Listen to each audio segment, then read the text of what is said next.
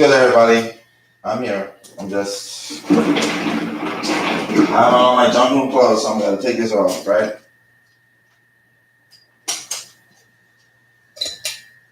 Let me see if I can see the backboard real good. Oh, that's nice. I like that.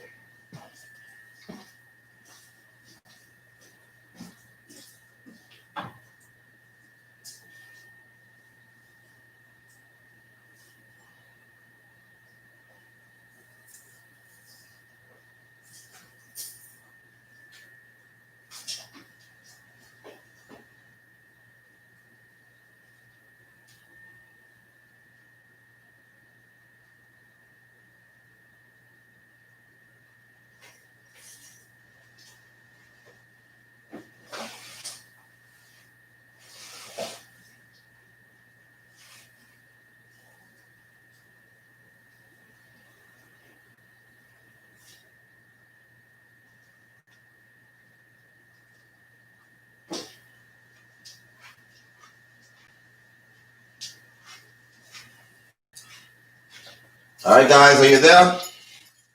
See you online. 11 of you guys. It should be more. I'm gonna wait on you to show up. Give me a few minutes. I will be right with you.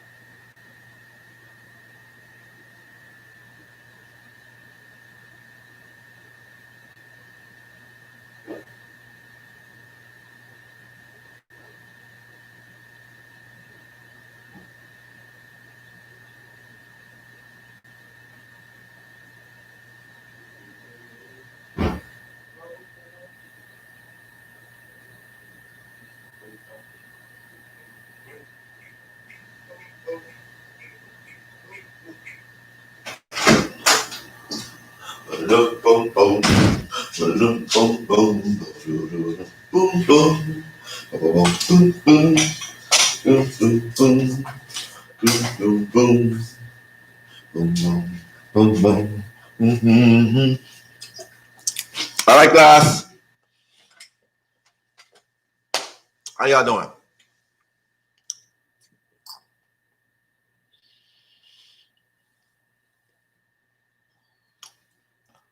Only but 10 of you guys on tonight.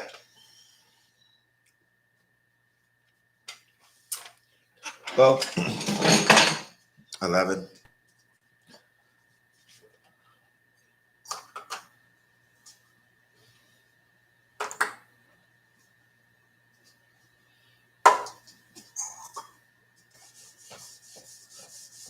All right, so tonight, I know half of you guys are trying to figure out how well you did in your exams, right?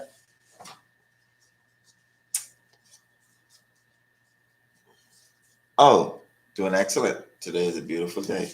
Today was a beautiful day. When I say beautiful, excellent.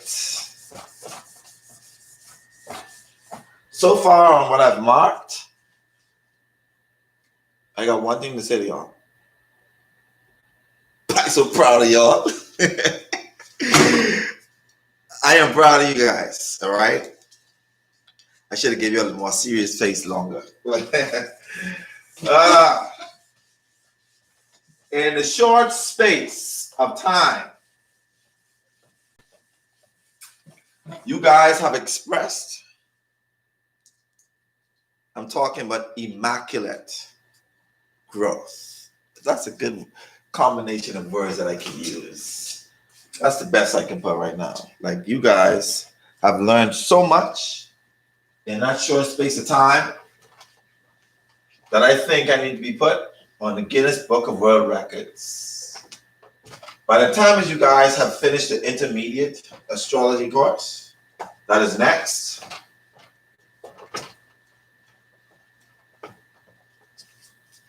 And after the intermediate is the expert course.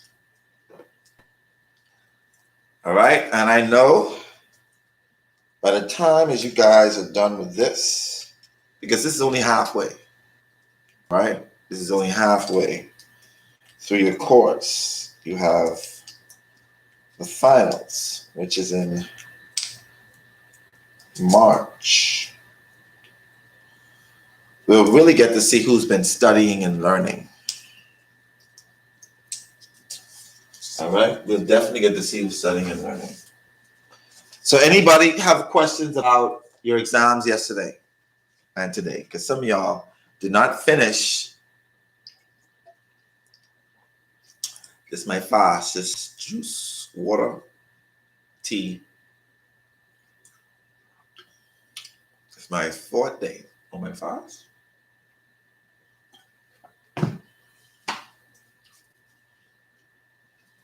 So anybody got any questions at all?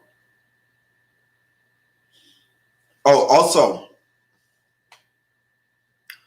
I don't know if you guys knew this. If I could share my screen, I would. Okay. So what you have to do, you have to go on the Academy page, AstroEinstein.edu, .edu.ongo.com. And when you go, you have to look at assignments. And when you go into assignments,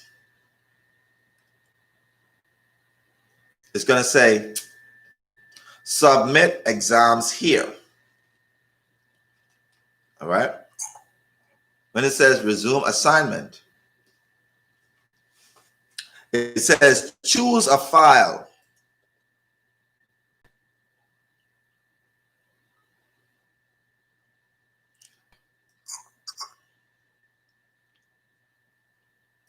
Resume assignment. Okay, now I understand where you're coming from. You guys are trying to submit it. It was an error. So I understand why you guys were saying that. Now I understand. I don't know why I did this. Because in my mind, I was saying to you guys, why in the world would I have to be able to send emails? But now I understand. All right. So who have not submitted it, you can send it directly to my email, and I will send it and add it to your file. I will send it and add it to each one of your files. All right. So let's take a look at the exam. And after today, who has not submitted will not be received. All right. So we're going to go over your exams. Who has not submitted will not be received at this point. Well, I made a post in the group, in the Facebook, in the Astro Einstein Facebook group, to where to leave it. I will give you until tonight. Submit it. I'm still going to go over the questions so you can understand what you were doing today. So we're going to start off with section 1 of the exam of basic astrology. And the first question was, name the fire signs. As a matter of fact,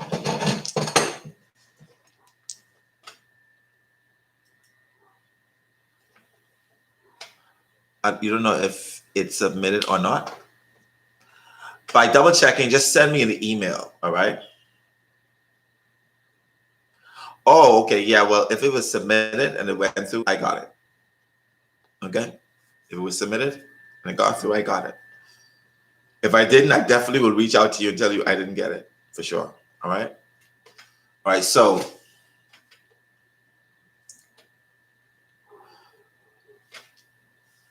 So I'm going to ask the questions and you guys will answer. Okay, so my email is TA. Let me write it on the board.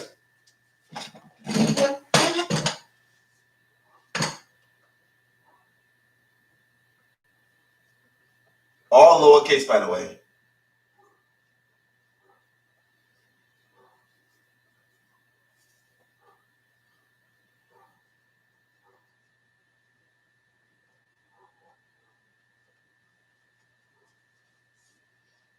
Oh, snap. This light in the way.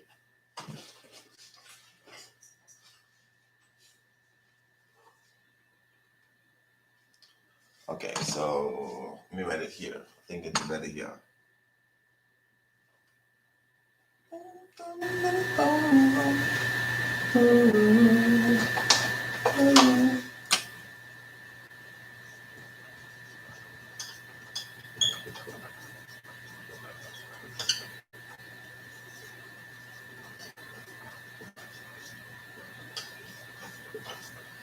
It's Demetrio, L at the end, and TRYOL at gmail.com.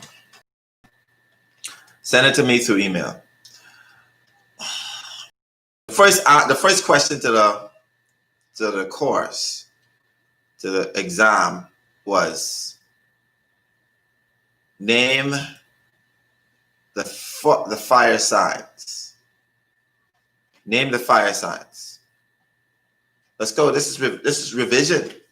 You know, this is the easiest part of the exam. Name the fire signs to me, guys. I'll be waiting right here. Thank you. Aries, Leo, and Sagittarius. I know all of y'all got that right. I don't have no doubt in that. Someone name the earth signs.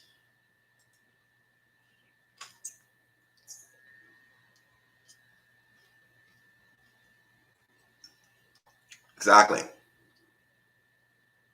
Next question was name the earth signs. I'm gonna let y'all take care of the easy ones. When we get into the more complicated ones that I saw, like just 1 or 2 y'all got wrong.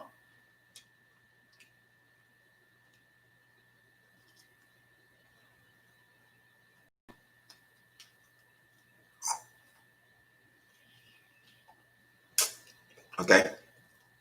Good answers. Good answers. That's what I'm talking about. This would make me so proud of y'all. The next question was name the air signs and name the water signs and then name the air signs. For when you can remember all of the signs,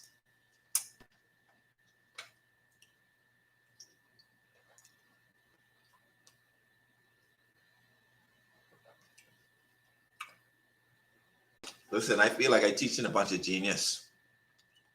I feel like y'all just got me here in the front of y'all just to validate.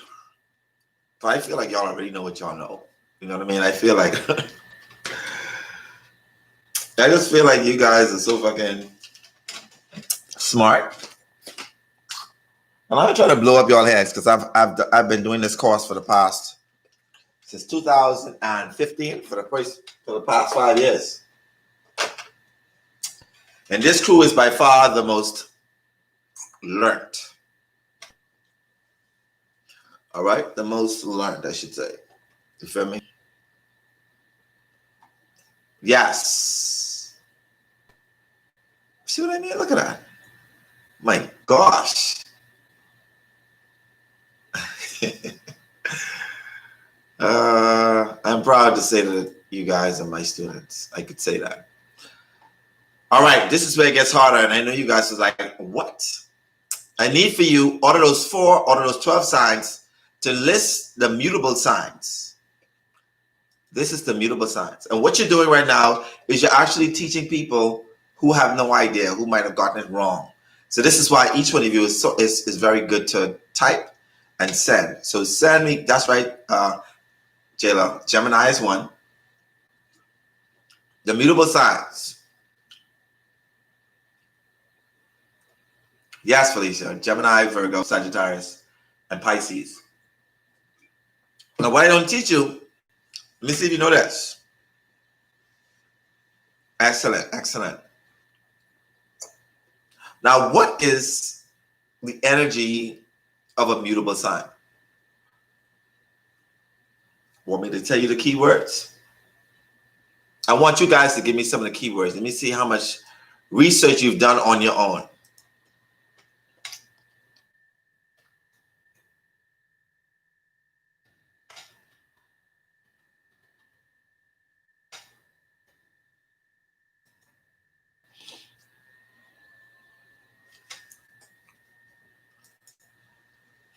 Fluidity, easygoing, signs that makes a season kind of. Yeah, well, sort of. They're in the middle of the season. They're not the beginning, they're not the end, they're the middle. I say so from the Dory effect. I understand. Yes, flexible, adaptable, easygoing, go with the flow. Yes. So when you take a look at Geminis, even their Sun, their Venus, their Mars, when you look at Pisces, and you look at Virgo, when you look at Sagittarius, these are signs that will be able to flex. They go with the flow. All right.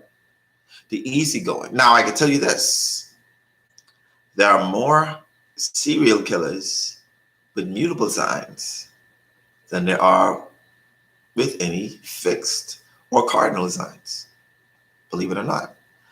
There are more serial killers that are mutable signs. Yeah, it's crazy, but that's what it is, all right? Yeah, it's not a compliment, not at all.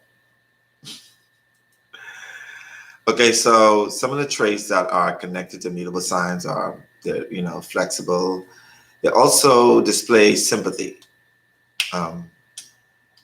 These signs mediate change, and their moods of expression frequently change as well. They normally, in the middle, so they basically would, continue on. So they're the workers, basically. The Geminis, the Sagittarius, the Pisces, and the Virgo. That's the energy they give. They can be very flexible. There's no sign that's more flexible than the Gemini. No sign is more carefree than the Pisces. There's no sign that goes with the flow more than Sagittarius. And there's no sign that's more adaptable than a Virgo. All right.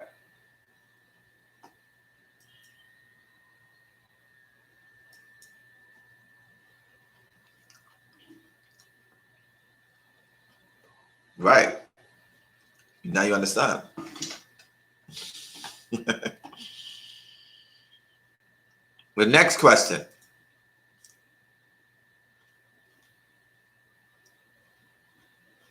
List the fixed signs of astrology.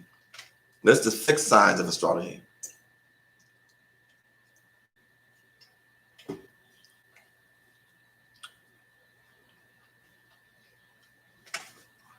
Let's see who got it wrong. Let's see who got it right. List the signs that are fixed. Taurus, Leo, Scorpio, and Aquarius. All right. So remember now, it's all about the planets that's in those signs. Because you can have a sun sign in Leo and have no other planets in Leo. Have everything else in the mutable Virgo. And still don't be stubborn. Be flexible the way you think, So it's all about the planets that's in those signs. All right.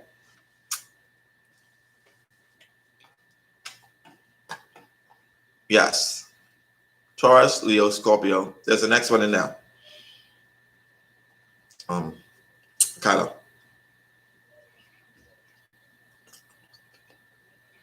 So these 4 signs are known as the most stubborn signs of the zodiac. All right. That's what they said. It is true though. I can be stubborn as hell sometimes with my thoughts because I have Mercury in Scorpio, my sun in Scorpio, Uranus in Scorpio. Aquarius is the same thing. So is Taurus. And definitely the Leo. The reason why they're called fixed is because they are the beginning of each season. It's fixed. No matter what, those seasons begin at that day. Okay? They begin at that day. So this is why they become fixed. Now, the characteristics that rule fixed signs is they're finishers. Okay? They finish everything. They have stickability. They see things through. All right? To the end.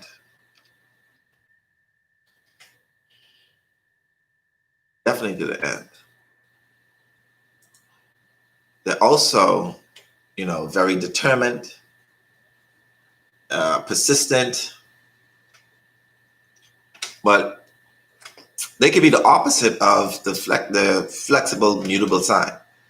They can also be very rigid and stubborn, opinionated, and sometimes single-mindedness. So let's just say somebody has Venus in Scorpio. In their mind, they have a fixed notion of how their relationship should be. Somebody who has Venus in Leo, they're fixated on what they want. There's no flexibility in that. I want that.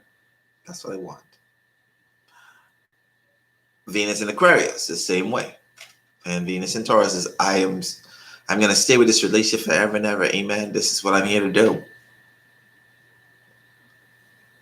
Unless it's in a more flexible sign. Now, this can also change based upon your progress chart. All right. You have what? You got listen, whatever you did in your past life to deserve all them fixed sign kids, you better repent. The next sign or the next trait is list the cardinal signs. And the cardinal signs are the beginning of each season. Sorry, I said it wrong. The fixed signs are the end of each season, and the cardinal signs are the beginning of each season. So correct me on that. I corrected you on that. Okay? So the cardinal signs are the beginning. They're the ones who get all the energy, enthusiasm. All right? And they are Aries, Cancer, Libra, and Capricorn. Boom. Aries, Libra, Cancer, and Capricorn. They are Aries is the self. Libra is the other person. Cancer is the home and the mother. Capricorn is the father and work. So they're all polar opposites to each other.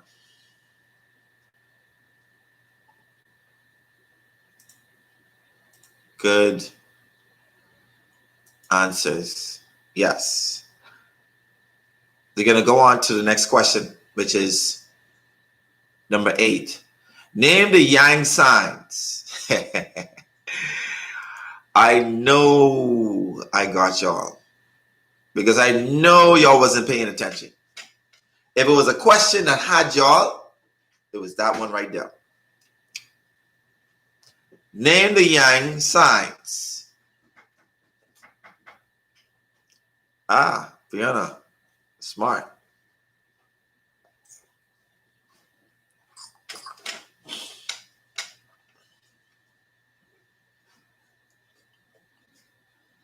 Awesome. Fiona did the more easy way. She said fire and air signs. Yes. So fire and air signs are the yang signs. Remember, the yang is more aggressive, direct, straightforward. Don't beat around the bush. It's more so the aggressor. That is the yang sign. All right. All right. So we're going to name that.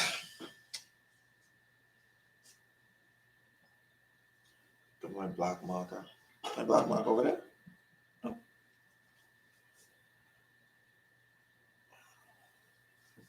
So the yang signs, also known as masculine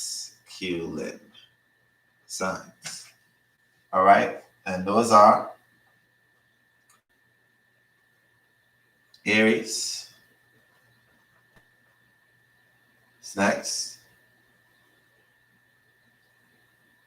Leo. Sag. Sagittarius. And also Gemini.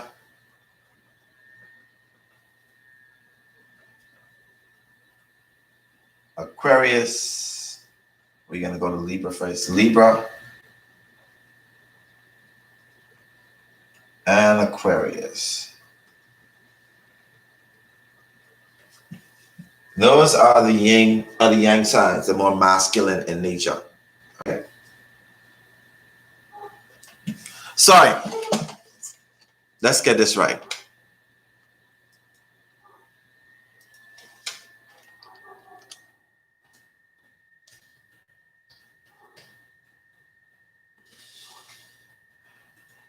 Yin is masculine, man is dark and light, moon and sun.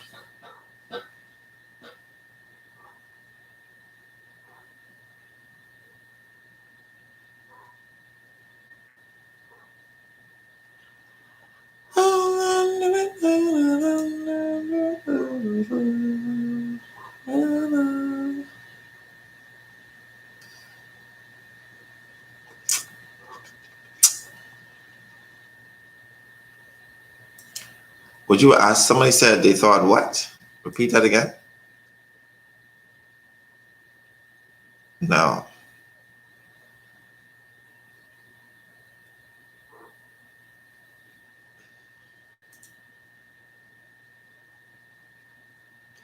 So I want you to understand that yin is the negative.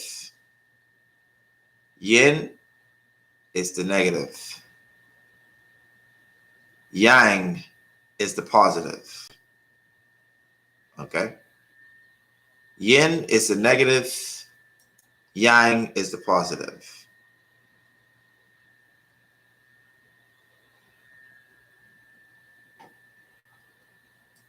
What am I doing?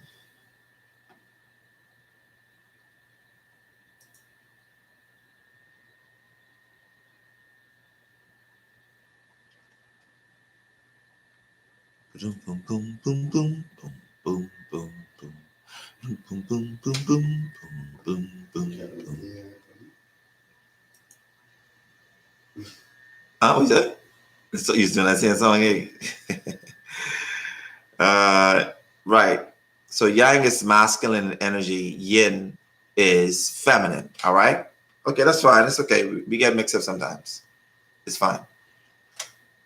All right. And the feminine, which also the yin, when you hear that, are the water and earth signs. All right. And this is feminine in nature.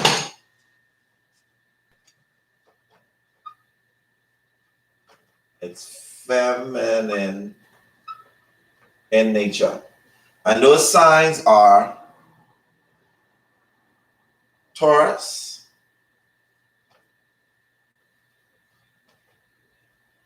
as the Taurus is Virgo, Capricorn.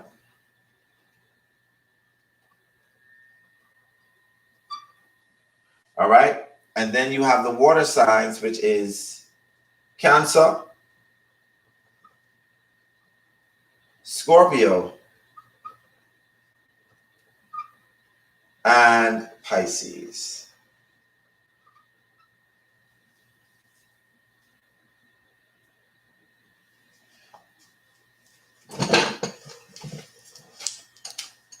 All right. Now you got those, and you understand them a little bit more. So what's the next question? The next question is, name 5 keywords of each both yin and yang polarities. Now I looked at some of y'all chart, some of y'all on exams, and some of y'all was guessing. And I looked at some of y'all exams answers, and I saw the exact same thing in the same order that I saw on Google. I looked at a Google answer, and all I saw was the exact same way, the exact same words, and I'm like,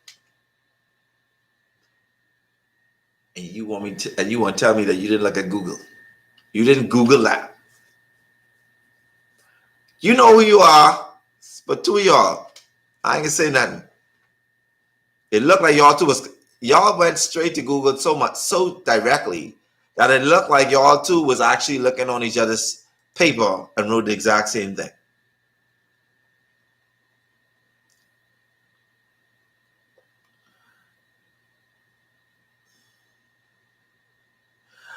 Right. So that's a good statement. A piece of peace. Interesting, Capricorn is feminine but represents the dot. So when they say feminine, doesn't mean female.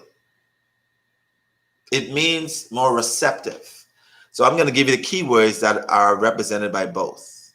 All right. So you can understand.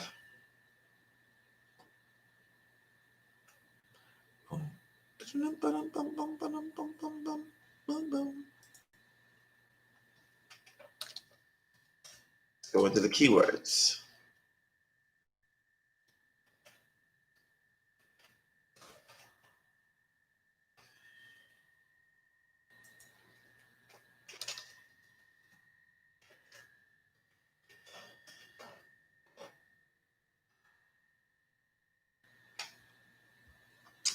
All right, so some of the words that are connected to yin and yang.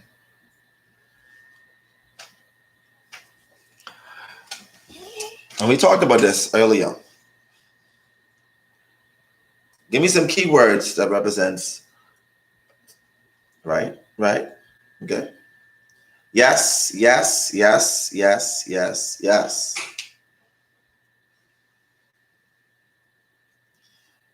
I understand, how you expect these kids. So, ever looked at a Capricorn? You ever realize that they're not very much, well, Capricorn sun or moon or whatever it may be, they do not, they're more receptive, more quiet, more reserved. And that's because of the feminine energy. It doesn't make them less of a man. Because you got some men who are very quiet and passive, but mess with them the wrong way. They're going to show you who's man. You feel me? So someone like myself, right? I have my sun sign is in Scorpio, which represents feminine in nature, right? But now I go that way, brother. Now I go that way, So either which way, it's not about feminine in nature, meaning gay or or butch. It means the way that you just present yourself. You feel me? That's what it's about. It's about being more receptive. So the receiver is more directly connected to being feminine in nature. So we sit back and we listen and we go like, yeah, I get what you're saying. Versus a Gemini rising, the Gemini sun and Gemini moon, who's talking straight through, you know what I mean?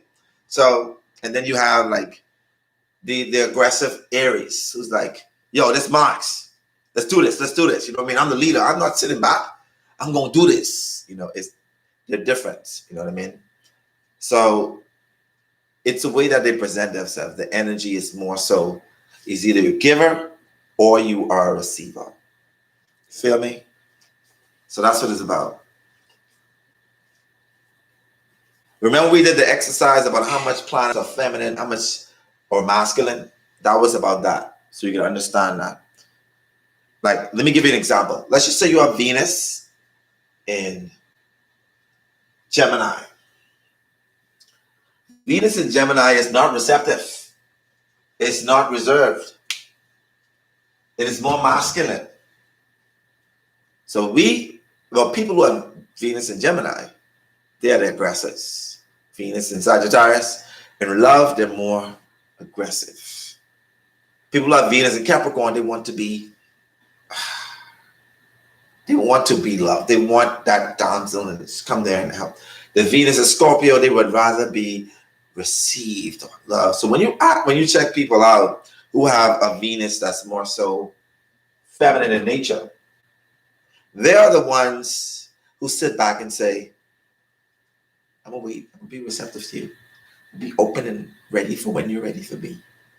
When a Venus in the fire sign or the air sign is like, yo, what you about? Like, what we doing? We doing this or what? Are we doing this? Because I want you. Venus in Aries, so what we gonna be? I want to know if you feeling this like how I'm feeling this. Let's do this. You know, Venus in Gemini, you know, more communication, fun, laughter, all that other stuff. Venus and Leo, the same way. You know, aggressive, loyalty, all this stuff. So it's more so the aggressor versus the receiver. Person with Venus and Pisces, they have this ideal in his head. So it's like the damsel in distress, you know. I expect for this man to come to me and he needs to know what he needs to be. You know what I mean? Just how it is. So that's how you know, because Venus is the part that deals with your relationships and what have you. So by taking a look at the dualities of masculine and feminine, you get to see how a person's love language is. Are they the giver or are more the receiver? And that's based on the yin, the yang, the yang and the yin energy, or masculine and feminine energy. All right? Any questions about that?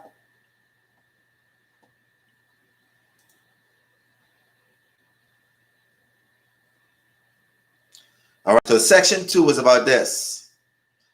And they talked about, I don't know if you guys can pull up your exams when this one is funny.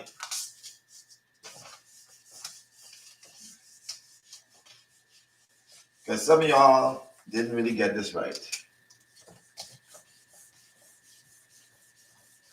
And again, a few of you guys went on the same Google page and wrote the same goddamn thing. As if y'all was looking at each other's exam, and like y'all photocopied it and did it. All right.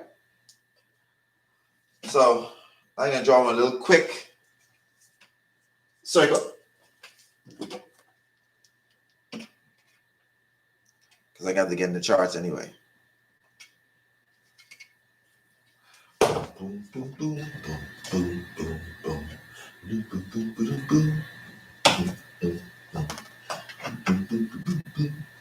boom.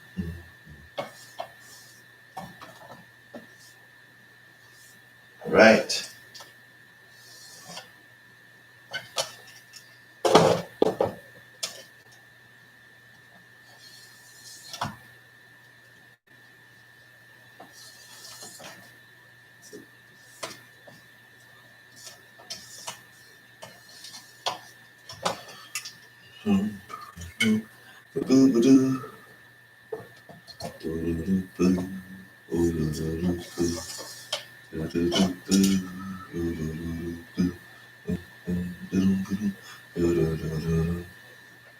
Anyway, circle ain't perfect, but y'all get the picture.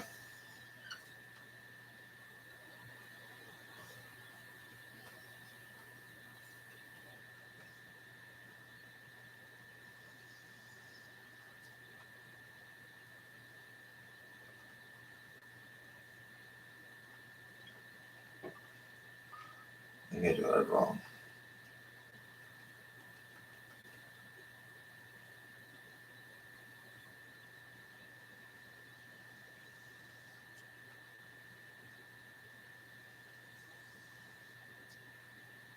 All right, there we go.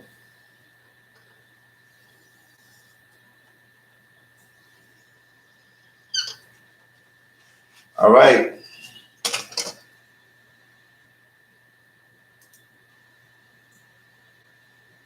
Section 2.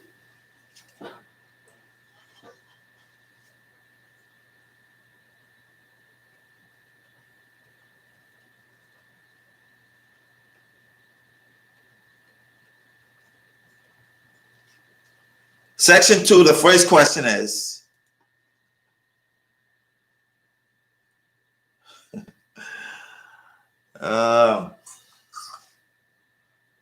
what is this house? And what is it responsible for? What is the ninth house responsible for?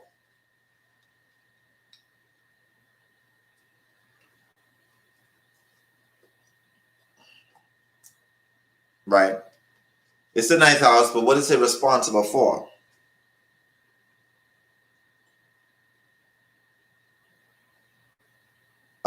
Philosophy, dreams. Distant learning. Yeah. Travel. The in-laws. Yep.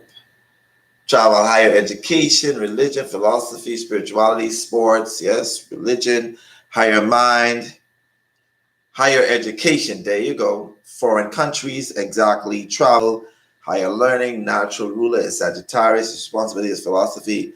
Higher learning, long distance. Right. Ethics.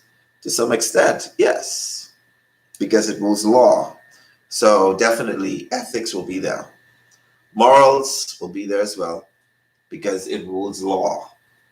Believe it or not, it rules law. Now, there's a difference between law and court. Crazy, right? Because your court cases are seen through here, the seventh house. But the law of the land is seen through the ninth house. All right? Yeah, it rules every kind of law. Your in-laws, the law, all that.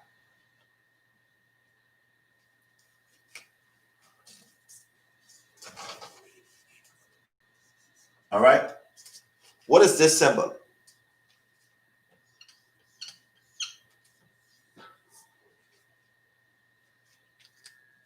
What's that?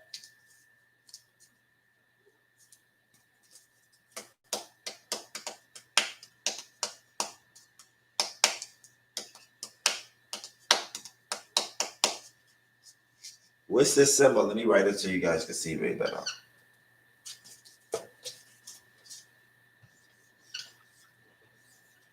What is that? Midhaven. Right. Right. So Midhaven is in the 10th house. Right. It's not the 10th house. All right. It could be in whole sign house system, which I teach. It could be in the 11th, 10th, or 9th house. And believe it or not, if you're living like in Antarctica, the MC will be in the 8th house.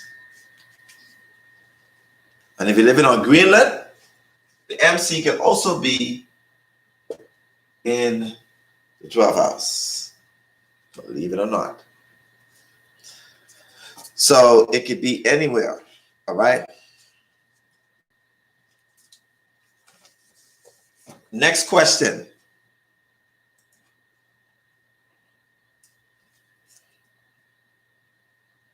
We got all kind of.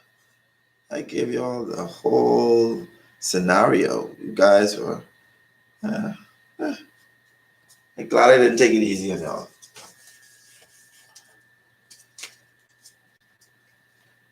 What is this?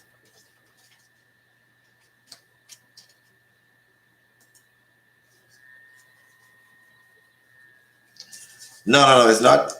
Only in Placidus system is MC fixed in the 10th house, which doesn't make sense. That's what really caused me to change using Placidus and whole sign house system. All right. It's the ascendant.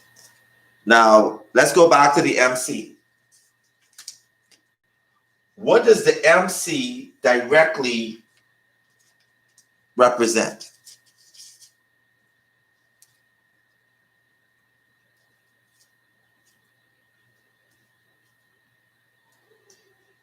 Good answer. That's right, the ascendant. Oh, I don't know why. Maybe it's because of the reflection of the lights and what have you. You know, I don't know how to make it any different. Let me bring it closer. Let me see if it'll focus more for you. Uh-oh, that's my bracelet. Is that better? Right. Your goals. It represents your career. It represents your standing in this life. What you're going to be known as is represented by your MC. Now there's a touch, a little bit of trick to these things. Whatever sign that your MC is in, you take a look at what that planet that rules that sign is doing. And that will point you directly to the kind of career that you will have. Want me to give you an example? Let me give you an example. I'm going to give you mine. So on my 10th house, I have the sign Taurus. Is where my MC is. Okay? I have Taurus as my MC. Right? Taurus is ruled by Venus. And my Venus is in the 5th house, in the sign of Sagittarius, which represents spirituality, which represents higher knowledge, which represents travel, long distance travel, connecting with people on a spiritual level, different countries, different cultures. And that's exactly what I do, don't I? I travel. But not only that, my Venus is exactly conjunct my Neptune, which represents spirituality. Believe it or not, it also represents hypnosis.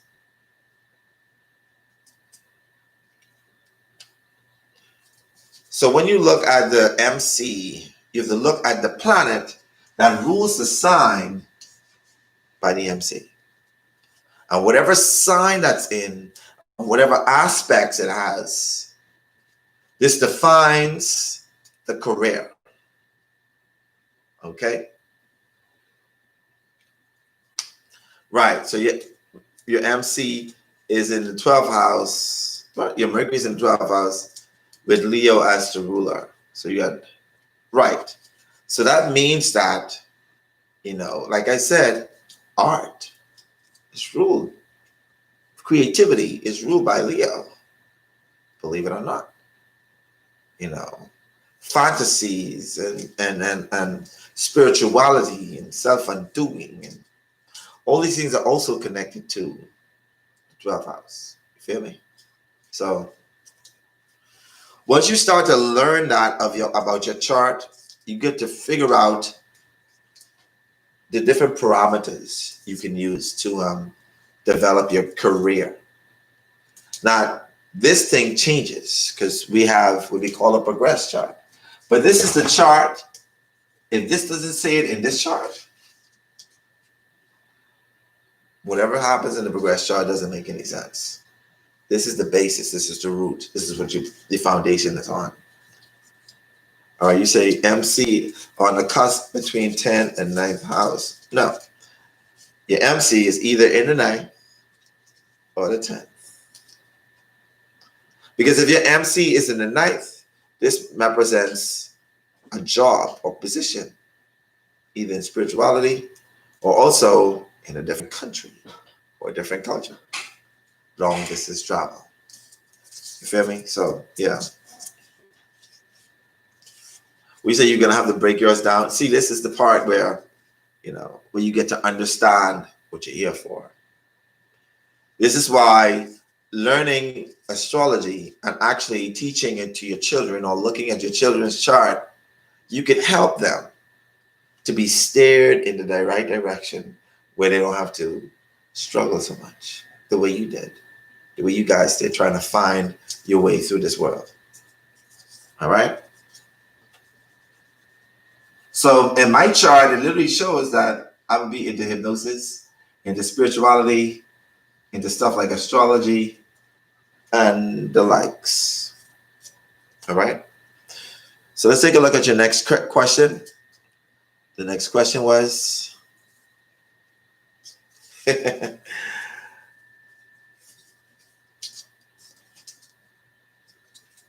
So the next question is about the moon.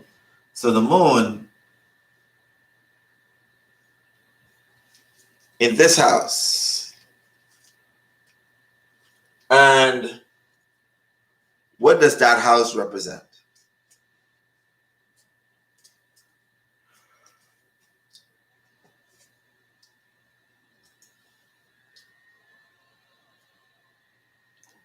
You can see 1, 2, 3, 4, 5, 6, 7, 8.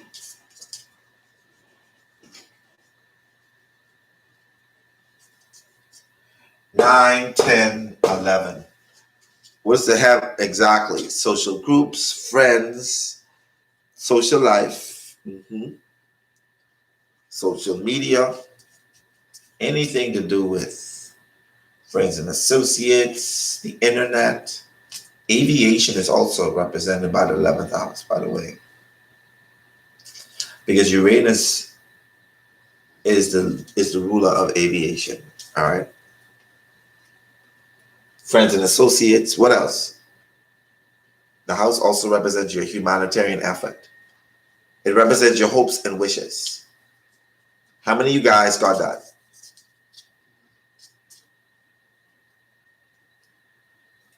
Not necessarily the future. The future is in all of this. But some sites tell you that. It's very futuristic in a way. You feel me? Right. Individuality. But that's Uranus in a sense. So that is what that house represents, right? So that was the answer to that question. The next question was,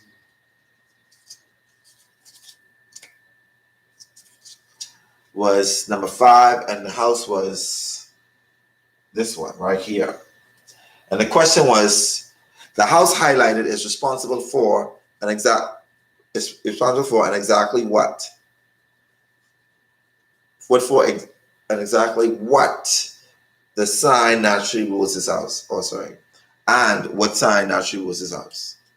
What is it responsible for? And exactly what sign naturally rules this house?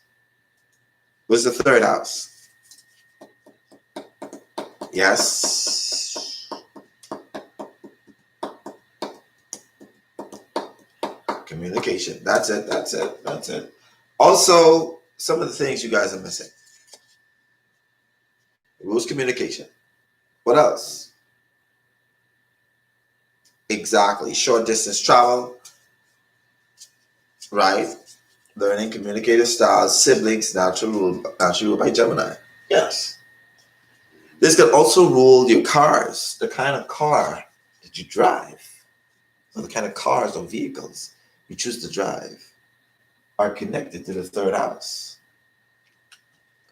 Not only is it connected to the third house, but your uncles, your aunties, and your cousins are all connected to the third house. Yes, early education. Also, it rules your neighbors. Exactly correct. Lower education, meaning your formal or earlier education. What is the question you ask? How is that? What do you travel short distance in? You travel short distance either on a bicycle, a motorbike, or a car. And that third house represents short distance travel. The sign on it represents the flavor of that short distance travel. If somebody has cancer sitting on their third house, this is the person that likes buying family vans or family vehicles, because cancer is about family. It's the person that really just drives the big old hatchback and got, double seaters for their children and literally accommodate the car for their kids. You got Aries on this third house, and guess what you got? You got somebody who likes sports cars, somebody who likes going fast. All right? You got Virgo on the third house, and guess what happens? You got somebody who wants a more economical car, because of the frugality. They want to be very precise and very precision. It has to be a detailed kind of car. All right. Well, Libra would be a car that's sort of focused on the third house, or be focused on attracting another mate. Because Libra likes that beauty, so it's going to be a very gorgeous, car. It's going to be sleek and beautiful. If they have Leo on there, it's going to be flashy. It's going to be regal. It's going to be something that only kings and royal people drive. So that's how you know about the third house and the kind of car that they drive. All right. Green Ember say a monster truck. Yes. So I hope that answers your question, Pamela. I hope that answers your question. We're going to move on to the next one.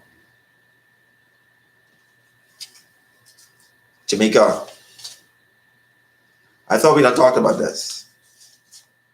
I thought we done talked about the fact that if there is not a planet in that house, there is a sign that rules that house, that is on that house. And there is a planet that rules that sign. Delete that message about you having nothing in the third house. You have an empty house, but you have a sign on it. So anyway, we say Scorpio got the Batman car.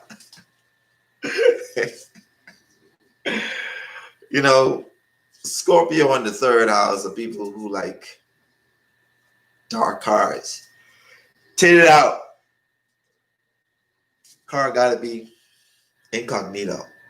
They don't want too much flashy. They want to get in and get out. They want it to look sleek, powerful, not too much attraction.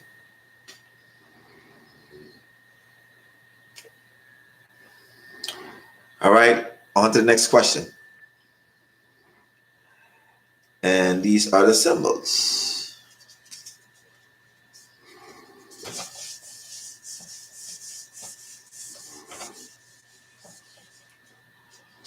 Name the planets in that picture from top to right. So we're going to start off with this. What's that planet?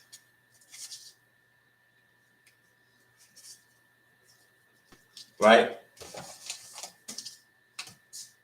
So, okay, so this is the sun.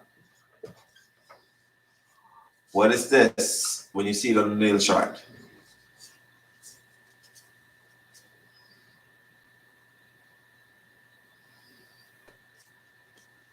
Take a look at this. And what is that? Maybe a little skinny. Let me draw it a little better so you can be able to see it better.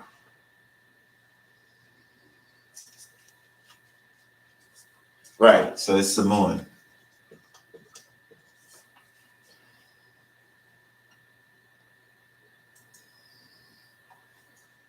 What is this? Better way to draw it would be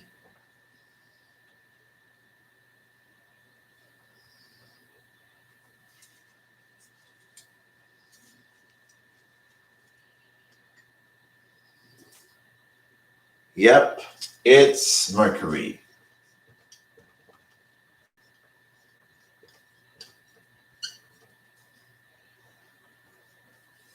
Mercury. This planet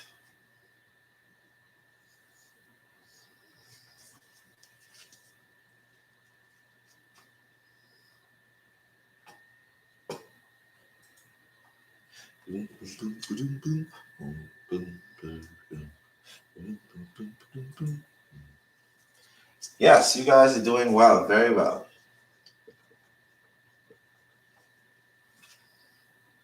Next planet.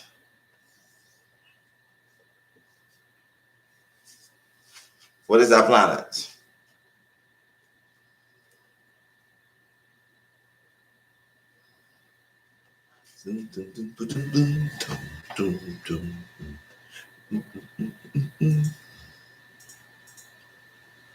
Right, you're getting it right. Planet is Mars. I get y'all right now. I know I'm gonna get y'all with this one. What is that symbol?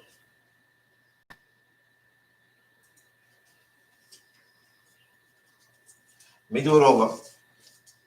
Now take in mind, I didn't draw this. I drew this. This and this are two different things. This is part of fortune.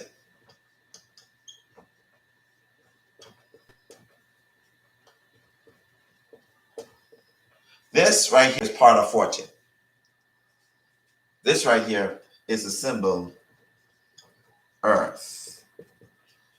Now, where is Earth located on your chart? Who remembers what I said about Earth and where it's located?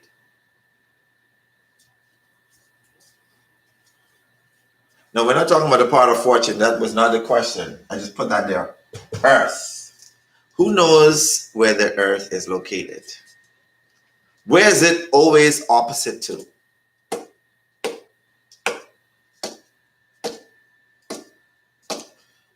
It's fine. What I will teach you is, right now, if you didn't remember, the Earth is always totally opposite the sun. If you have your sun in 24 degrees Scorpio, then your Earth is in the opposite side, which is Taurus at 24 degrees. The opposite degree of the opposite sign of your sun is where your Earth is. And where your Earth is what you came here to do as your earthly purpose.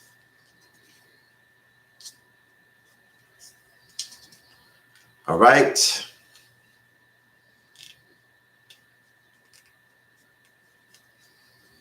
Your Earth is directly opposite to your sun. And your Earth represents your earthly purpose.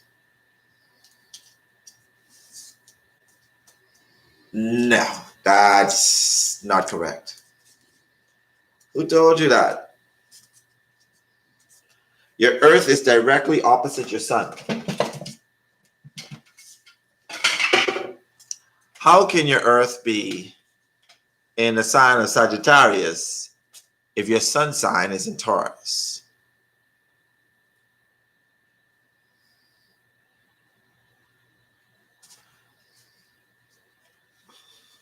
So the question is, so Earth will always be North Node? No. No. Your North Node is what you came here to accomplish whilst you're here. This one, or the Earth purpose, is more so of connected to what you came to do for yourself. Something that you can take a trophy home after you've left this world and said, I did this. I don't know if you guys have ever gone into watching any of my lives when it came to the council. Well, the council takes two things into consideration: your soul purpose, your earthly purpose. All right? Then there's also a variable of what you yourself set out to experience. Because it's not about what the council feels, it's about what you set yourself to experience. Okay?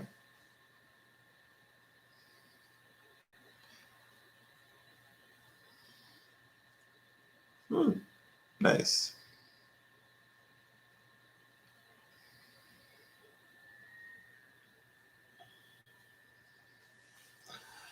Right. So I dropped that a little bit there. So let's go back to the planets.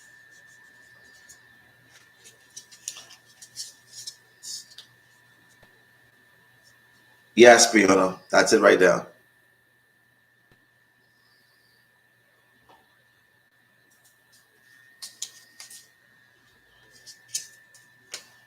The next planet here is, what is that planet?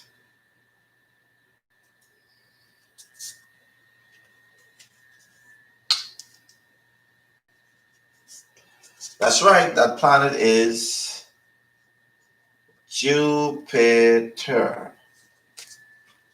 That's Jupiter. You know, it looks like a 4. That's how it looks. When you see that, that is Jupiter in your natal chart. All right. Next.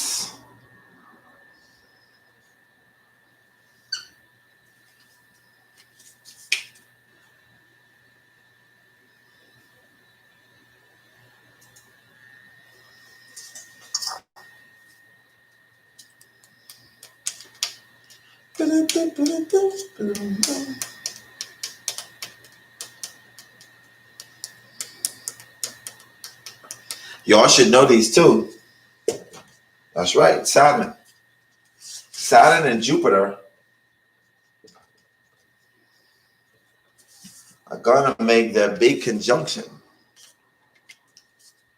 pretty soon on this November 21st.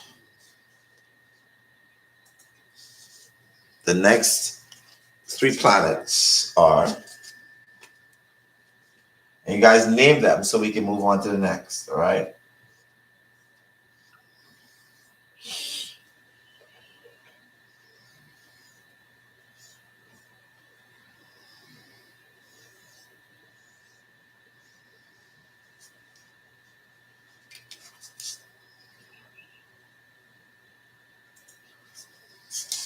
Uranus, Neptune, Pluto. All right, that's correct. Uranus, Neptune, and Pluto. I'm spelling it wrong even. Uranus, Neptune, and Pluto. Yes. So once you have these down packed, these planets, astrology, or natal chart, all of that jumble wash that you used to look at and be like, what the hell is that? Starts to become more easier. All right? Starts to become more easier. Now, always remember the difference between part of fortune and earth. Part of fortune is an X, earth is a T. Now, to be careful, some apps who don't know the difference sometimes put part of fortune with a cross. Sometimes I'll be looking at some of these people who be making these apps and they be like, where'd you learn astrology from? Who taught you that? Why are you even pushing that out so people can start to receive that as if that's real? I get really upset.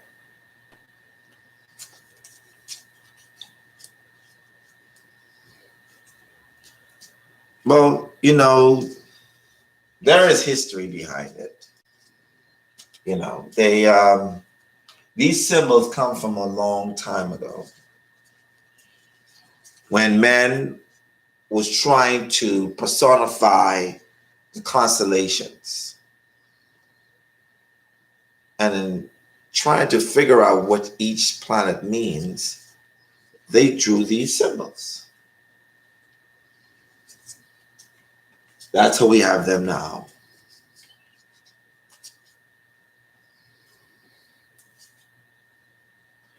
So the X is part of fortune.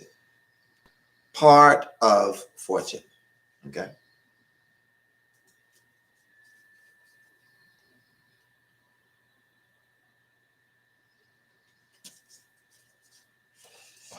You guys got that? I'm gonna run that off because that would have been something that you guys should know already. Looking at a natal chart. Now these are easy. What sign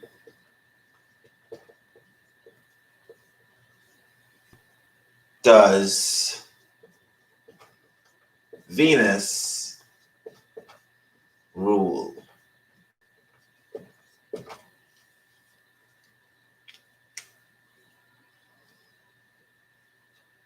What sign does Venus rule? All right. So traditionally, just so when you talk with other astrologers, and this, like I said, this is a new way of learning astrology. A sort of. Libra is ruled by Juno. Thank you, Juno.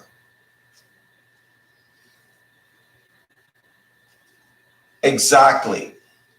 The reason why Juno rules Libra is because Libra is about partnership, it's about marriage, long-term commitments, being diplomatic. And guess what Juno, which is,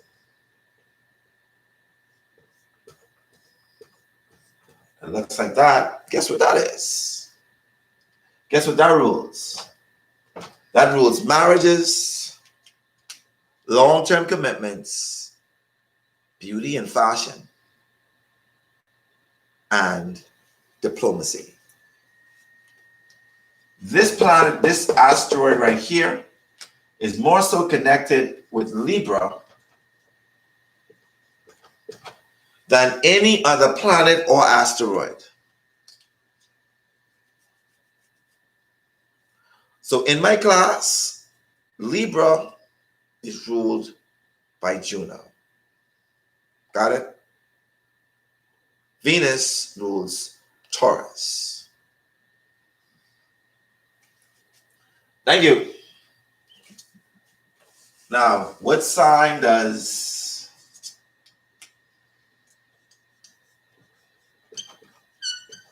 Mars rule. What sign does Mars rule?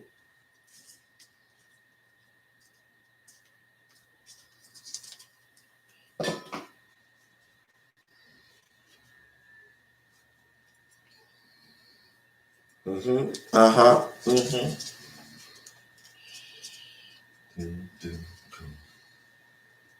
Good. So Mars rules the sign of Aries. All right.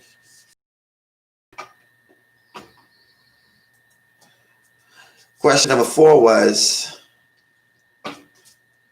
what sign does Jupiter rule? What sign does Jupiter rule? Exactly. Jupiter rules the sign of Sagittarius. Excellent. Excellent, guys. Excellent.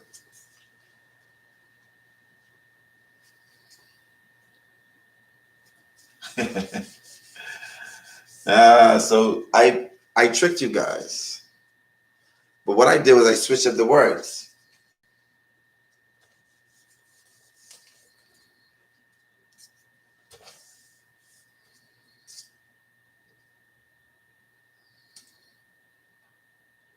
Aquarius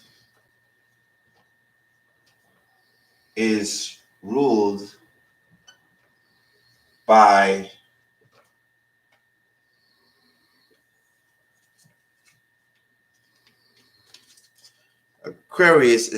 by which planet?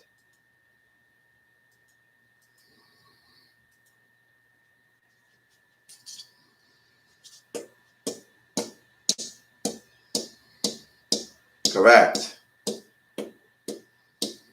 It's ruled by Uranus.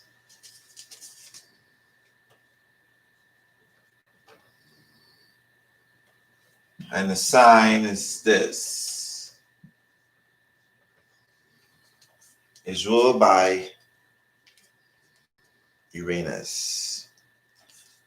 Okay, so this is another thing. This is how I know when you guys are Googling stuff. The old traditional way before Uranus was discovered, Saturn ruled both Aquarius and Capricorn. When Uranus came into the picture, Saturn is not the ruler of Aquarius. As a matter of fact, Saturn and Aquarius are of both opposite ends. Okay? Saturn is very structured, very ordered. It has a ring around it, like that. Uranus don't give a shit. Uranus have a ring that goes like this.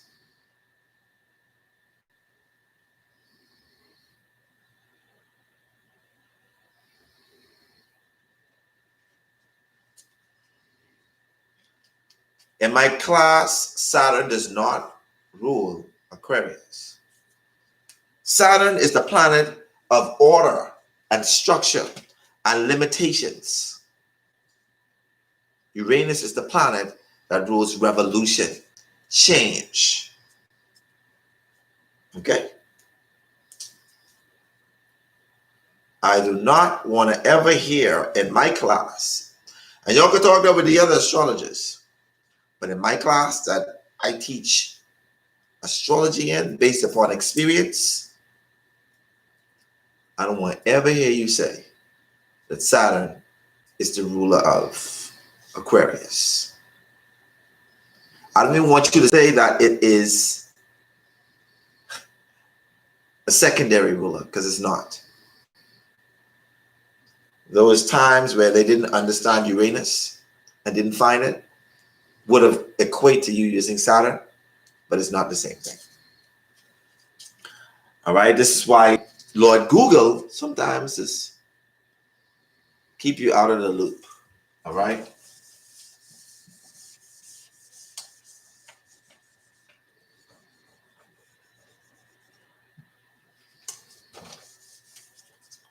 The next question was,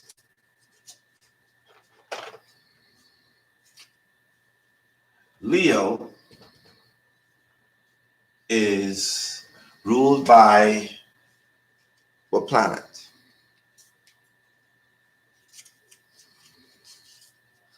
Oh, no, I wasn't meaning you in specifically, you're not the only person that typed in Saturn.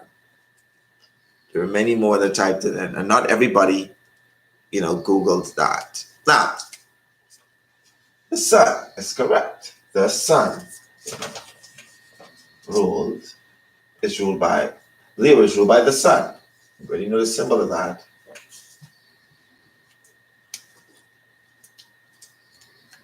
And just out of curiosity, what house is naturally ruled by Leo? Just out of curiosity, let me see if you guys be paying attention to my class.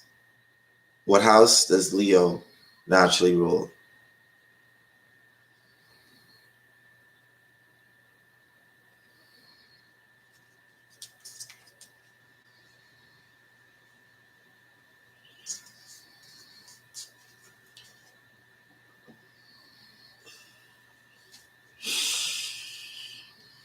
Okay, good answers. Good answers, good answers, good answers. Yes. The fifth house.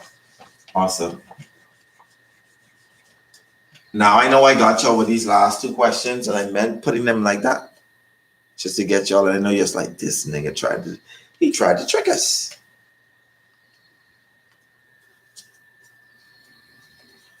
So the question is number 7. The intellect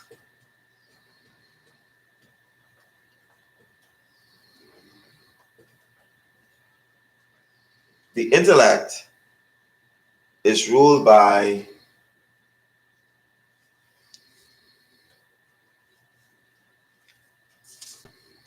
what planet?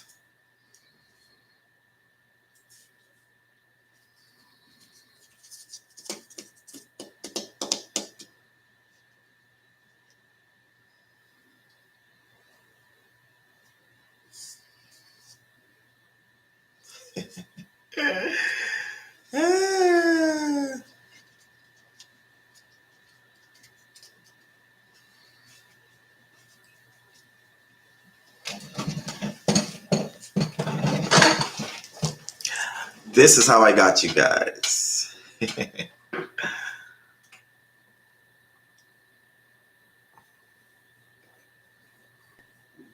So,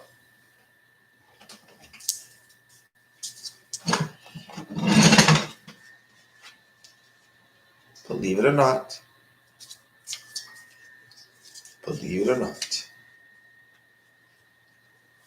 the intellect is ruled by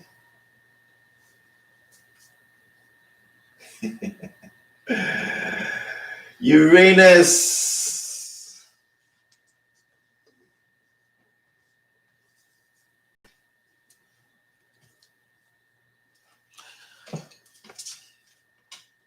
I know I got y'all on that one, didn't I?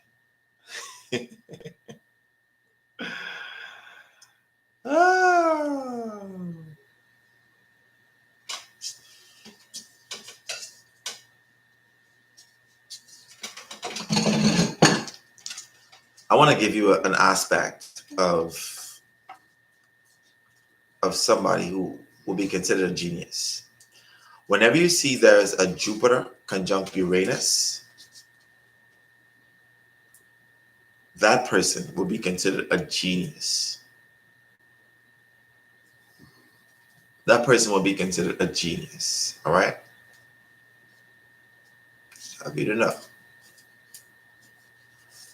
Mercury may represent your thought process, or the way you process things or process information, the way you speak,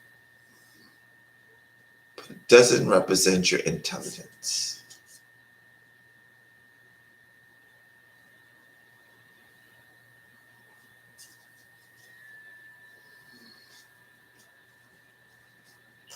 Oh.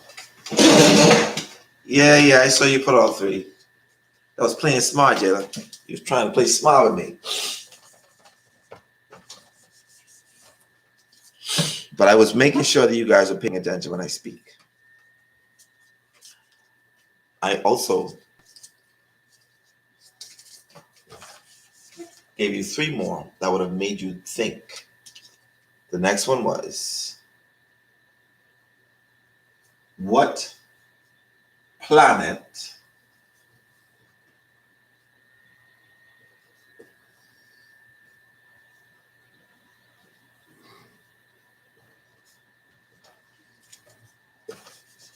rules the internet?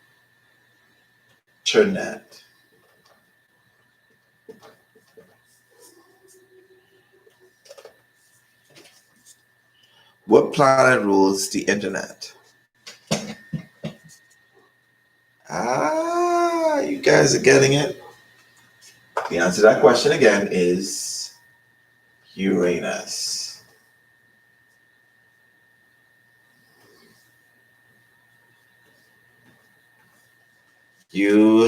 Uranus. Yes.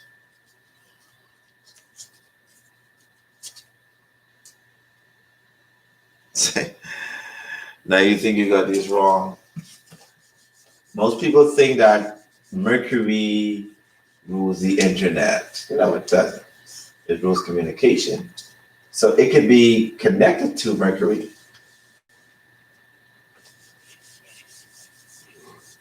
The internet uses Mercury.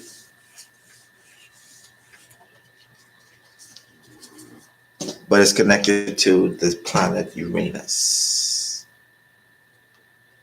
Right? The next question was, conflicts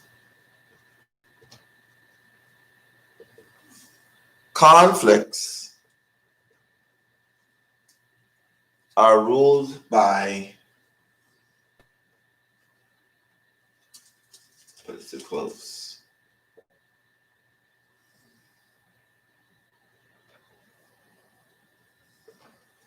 Conflicts are ruled by what planet?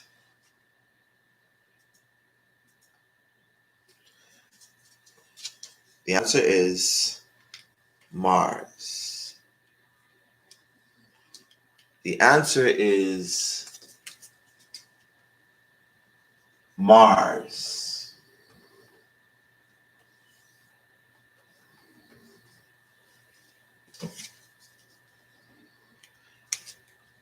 Mars is the planet of war. What more conflict you need than a war? Oh, Saturn is it? Saturn is the planet of restrictions and limitations. Saturn is the planet of restrictions and limitations.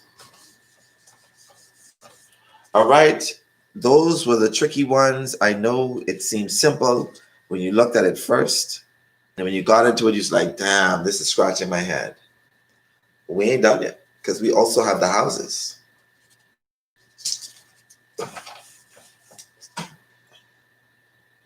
Section 5 was even more harder. Section 7 said, where you put me? But I'm sure you guys had fun doing them.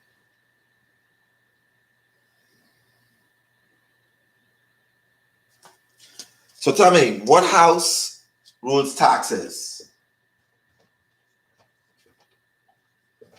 What house is responsible for open enemies?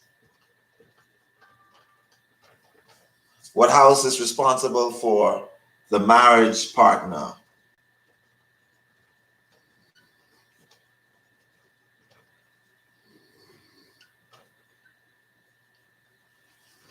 What house rules prisons?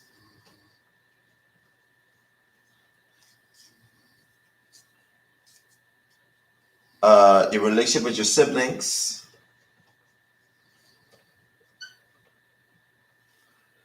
And your career is ruled by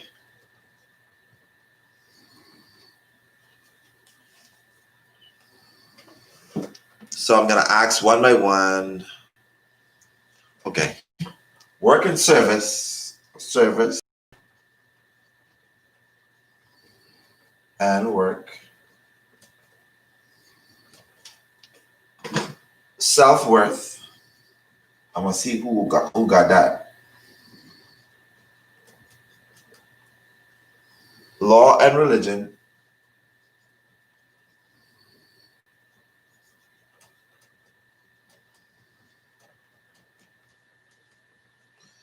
And children.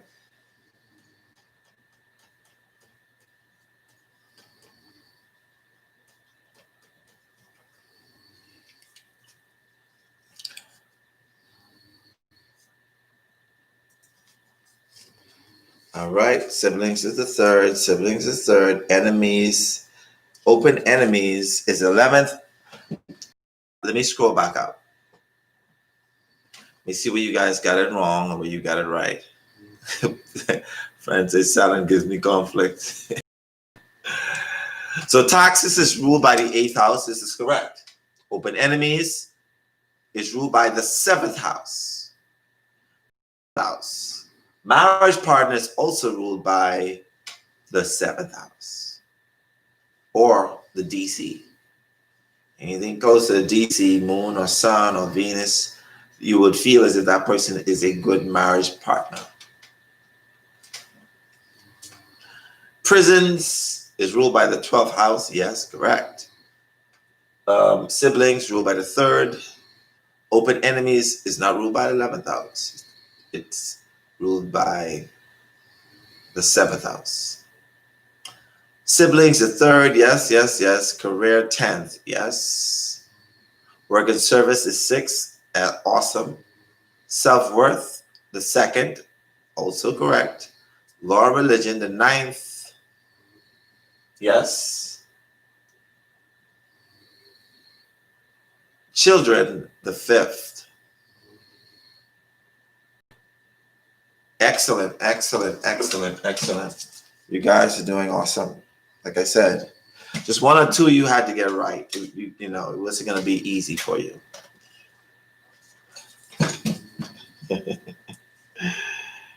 Yeah.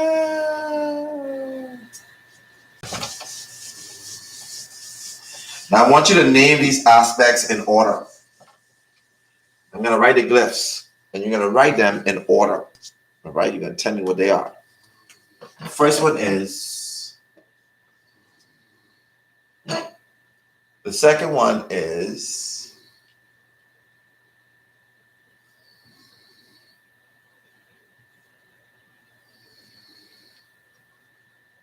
The third one is. The 4th. And the 5th is.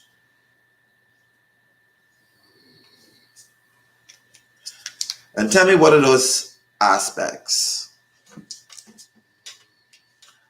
The first one is conjunction, yes. Sextile, yes. Square, yes. Trine, yes.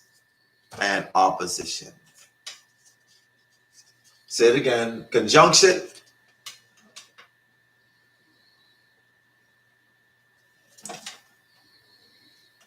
Sextile. Square. Trine. Opposition.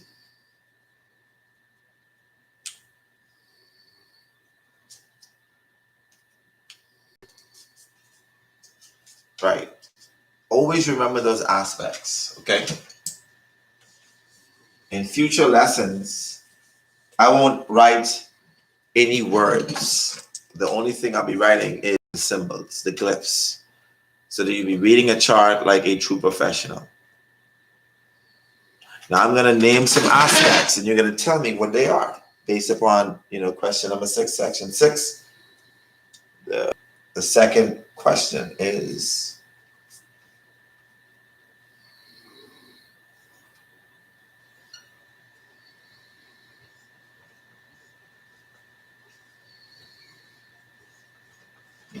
Name that aspect.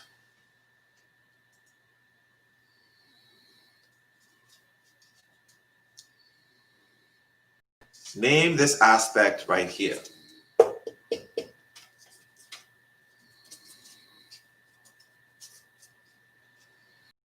Look at my professional astrologers. Look at y'all. Look at y'all. All right. All right. Y'all on a roll. Okay. Since y'all already know that one. Name this aspect.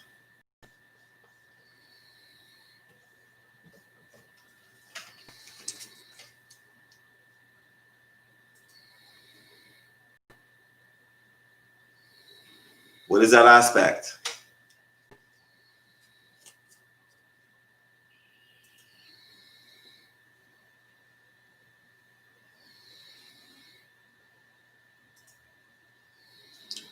Sun square Venus. There you go. I don't know why you can't see it, J-Lo. I don't know why your screen is basically right there.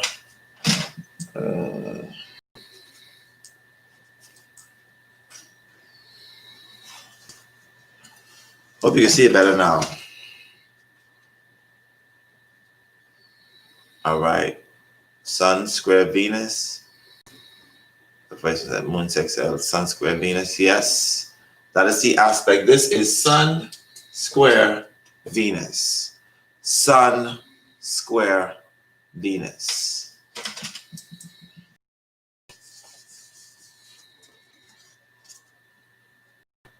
Tell me what this aspect is.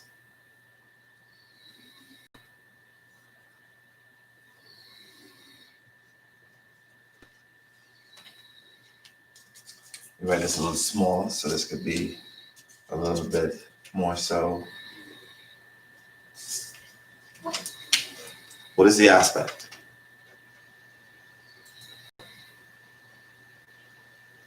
Awesome.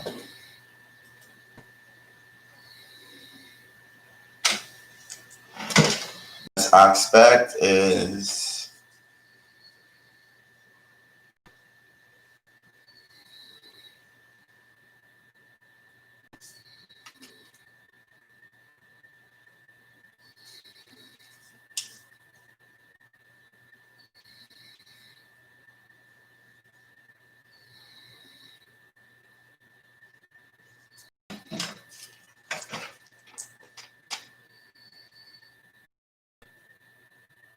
yep, that's Sun conjunct Mars. What's the next one?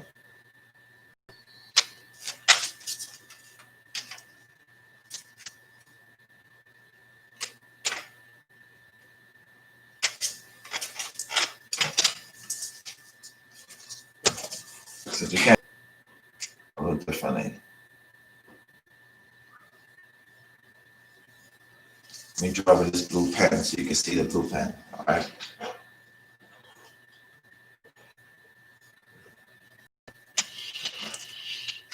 All right. There you are. Uranus conjunct Neptune. Yes. Got a few more.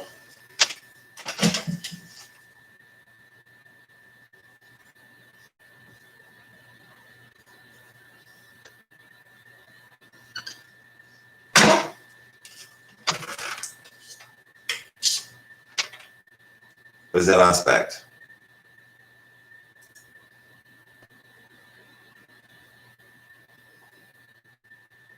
What is this?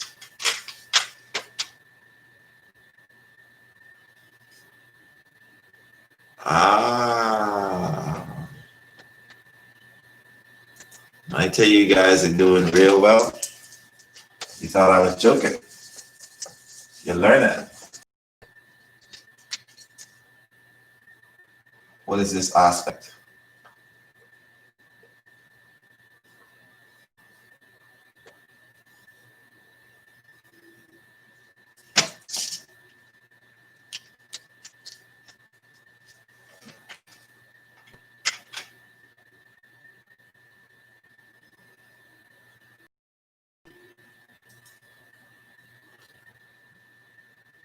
Yes. That is Sun opposition the Moon. Right? Good answers. Good answers. Awesome. You guys are actually learning. Like I said, I'm real proud of y'all. I have no idea. Then there's the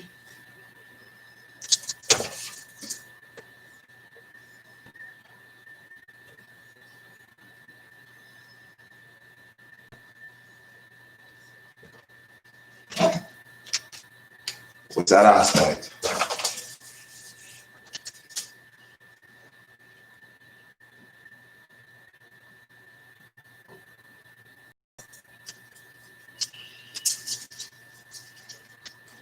What's this aspect? Moon square Mercury, Moon square Mercury, Moon square Mercury. Exactly. Exactly.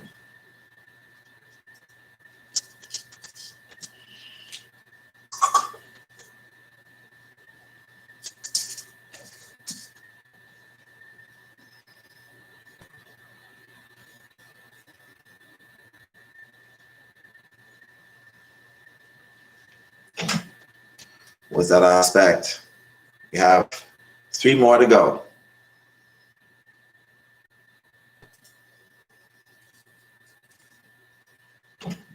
I'm gonna write the other 3 real quick. You say them in order.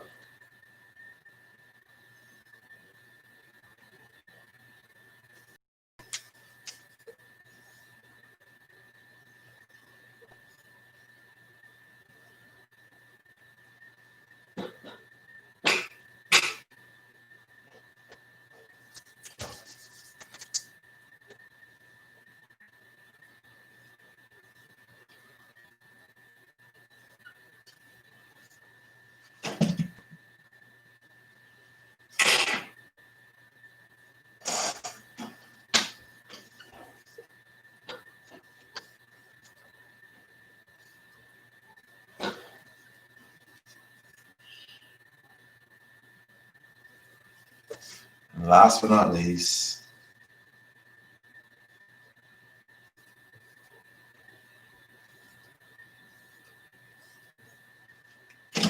all right, take a look at your answers. Mercury sextile, Jupiter, yes, yes, Venus, Trine, Pluto, Jupiter square, yes, and Saturn sextile Pluto.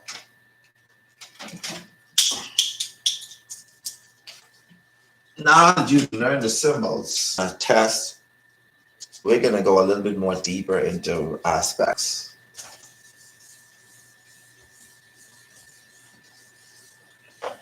But not right now. But your second half of your course is going to be lit. Y'all gonna feel like professional astrologers.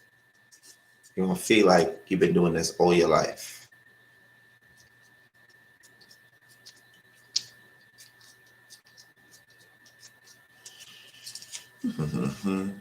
We won't go over the aspects of that chart.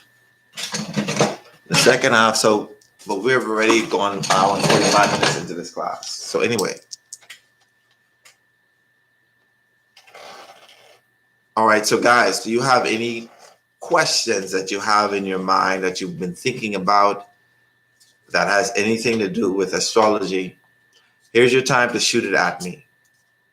Make sure it's general and not necessarily focused just on your chart, because I'm sure some of y'all be like, let me try to get a little reading from me, and then answer this specific question about me, you know.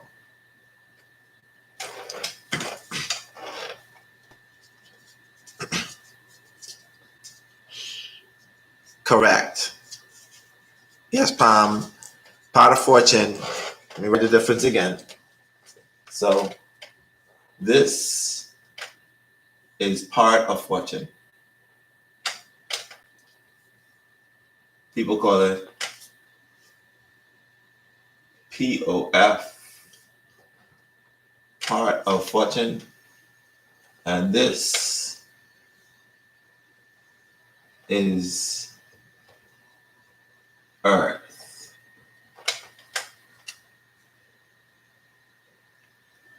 All right, in general, when using the ephemeris to create a chart from scratch, how do you know where to start as far as the houses? Now, there is a general description of the rising signs. So the rising sign has to be calculated based upon, based upon a general chart. So the ascendant chart is another chart that we use to know when the houses start. Okay? So that's a very good question. All right. And using the ephemeris to create a chart from scratch.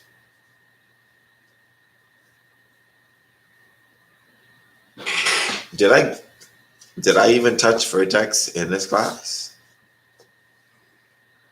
Or are you talking about my post on Facebook?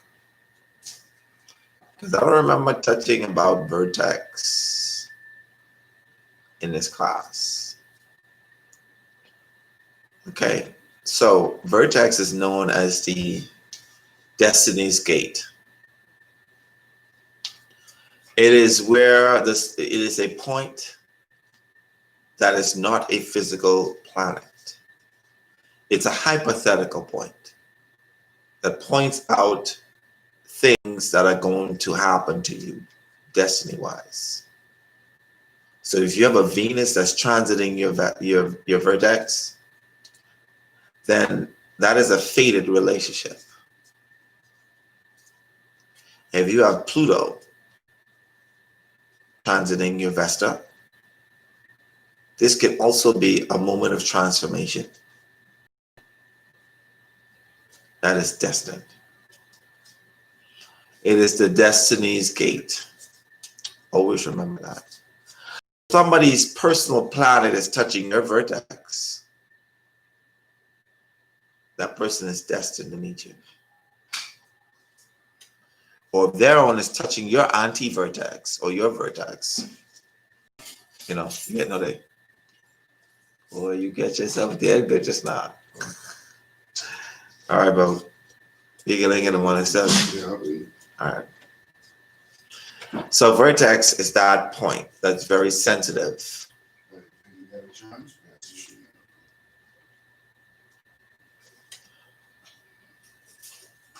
Okay, so the question is, how do we find the progress chart? Is it under progressions or is it in the sidereal chart? It's under progressions. When I get an opportunity, I wish I could share now. I'm gonna do a live. So you guys I want you to know that was your finals until January. We won't be having any class until January. It was your final class. Believe it or not, until January. Okay. Okay, you took side notes. So the next time, Jayla, what I'll do is I'll show you how to connect and find your progress chart on astro.com. Yeah, we had a great stint. We had a long time, and everybody has been really, really growing astrologically. Like, I know some of you who could not even have a conversation about astrology because all you knew was your sun sign, and now here you are saying, "Hey, hold up, wait a minute, you got Sun square and Mars," and you're adding the keywords to each other. So I know that you guys are doing well, and I'm really, really proud of you. There are a few who got 100%. I didn't finish marking all. You will get your grade next week. All right. It's fine. You love the sun signs, but you're doing astrology no justice. The sun in a natal chart is equivalent to having less than 3% of that person. So all you're doing is presenting 3%. That's an F. You failed by giving them just a sun sign. I'm just saying. If you're going with statistics, you have many different planets and asteroids in a natal chart. Yep, it's deep because the sun sign is just, it represents your vitality. It isn't the whole of you. Is there any more questions before we end this class?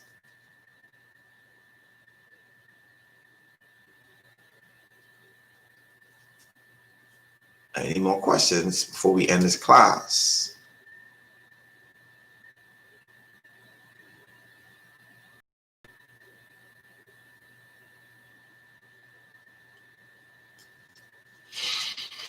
So the question is, what date do we start again?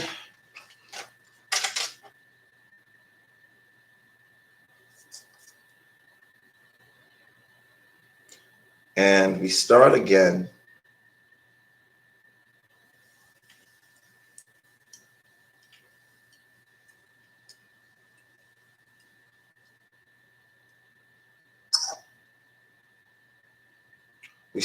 on the 12th. So that gives you 2 weeks of Christmas and 2 weeks for the New Year's. Remember, this course doesn't stop in February, it stops in March. All right?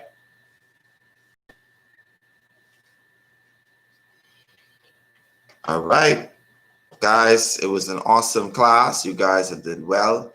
I'm going to post your grades on the website and also in the Facebook group. And who isn't in the Facebook group, let me know. Message me, and I will add you in there. Hope you guys had a wonderful, wonderful evening. Thank you guys for doing so well.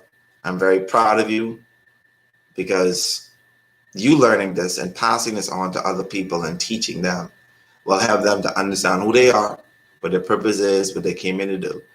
And you will, in turn, make their life a lot more easier.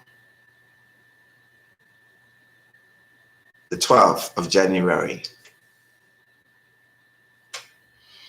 That's good. Keep studying and learning whilst we're on break. I think that's the best thing to do. Keep in mind, whole sign house system and not Placidus. So if that's the case, by the time as we get to the next half of the course, you guys are going to be amazing. Anyway, thank you guys. I'll see you guys in the Facebook group. We'll talk in the Facebook group. Have a wonderful night.